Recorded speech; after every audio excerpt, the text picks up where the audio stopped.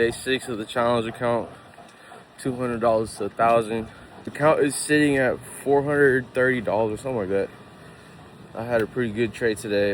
So far, the challenge has taught me a couple things that I wanted to share with y'all. Maybe you guys can learn from the mistakes that I've been making so that you guys don't have to do them yourselves. I didn't think it was gonna be easy, but I also didn't think it was gonna be this challenging because limited resources are limited resources at the end of the day. You have to be really patient, really precise with the entries and the way you execute these trades and the way that you manage them, especially when they go against your favor. When you're in drawdown, when you're in the red, you have to know how to manage your position.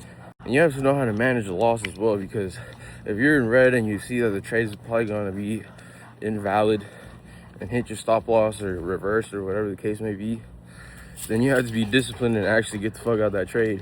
So discipline is a huge key factor in this as well. You have to be extra disciplined. It's a lot harder to be disciplined actually with a small account, because I had told my Discord too, I was like, I found myself using a lot of my habits from trading with a large account, right?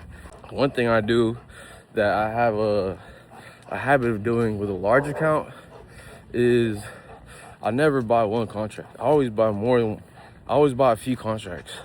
And I always set more than one price target. Max 3, always 1 to 3 price targets. Another one is I felt a lot more free in like being able to risk, and with this small account I don't feel as free. Like I feel like the trade just really has to count.